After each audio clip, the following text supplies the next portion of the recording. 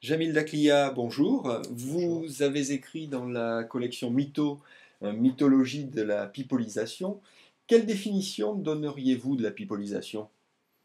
Alors, la pipolisation au sens le plus simple, c'est le fait de rendre people, c'est-à-dire que c'est le fait d'arriver à une sorte de mise en relief des personnalités, ou des personnalités d'ailleurs, quel que soit leur talent réel. C'est le fait de s'aligner également sur les pratiques de la presse dite people. Et à partir de là, eh bien, cette définition, elle donne lieu à plein de sens très très variés. À savoir que la pipolisation, par exemple dans le domaine journalistique, c'est le fait pour la presse de s'aligner sur la personnalisation de l'information, le fait de parler de la vie privée des hommes et des femmes politiques. Au sens très très large, dans le domaine journalistique, le- c'est considéré comme une dérive de la presse, une dérive des médias d'une manière générale, dans la mesure où ils échapperaient en fait aux enjeux collectifs, ils se détourneraient de ces enjeux collectifs et des questions les plus importantes.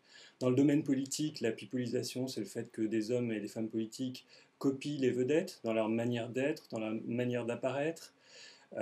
C'est le fait d'employer aussi des techniques qui sont celles de la communication employées par les studios hollywoodiens, par exemple. Le formatage de certaines conférences de presse, par exemple.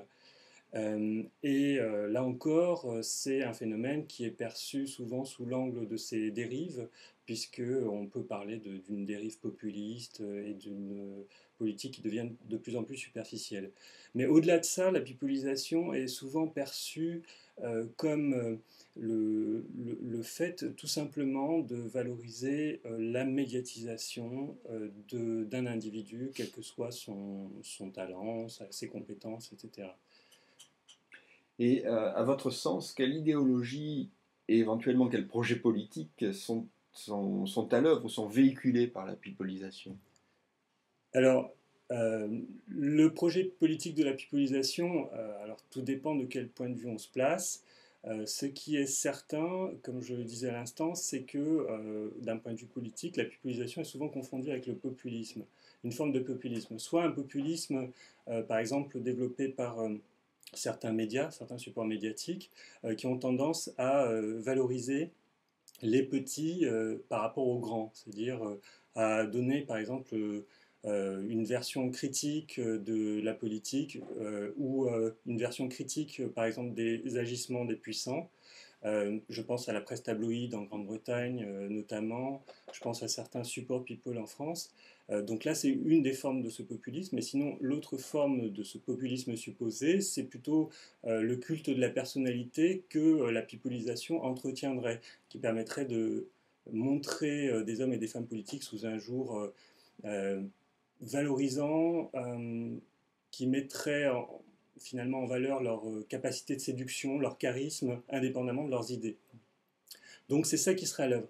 Mais si on fait attention en fait aux usages réels de la pipolisation, c'est-à-dire que pensent les lecteurs, par exemple, des journaux People, comment réagissent les publics à ces images qui sont proposées notamment par certains membres de la classe politique, ces images qui sont très centrées sur leur famille, leur vie personnelle, eh bien, on se rend compte que les publics ne sont pas dupes, dans leur écrasante majorité, de la mise en scène, de la part de mise en scène qu'il y a dans cette forme de pipolisation. Donc, à la pipolisation promotionnelle, finalement, répondrait une pipolisation beaucoup plus critique. Et donc, c'est pour ça que je pense qu'il y a une grande part de mythe dans ce pouvoir négatif de la pipolisation, tel qu'on l'entend habituellement. Jamil Daklia, je vous remercie. Je vous en prie.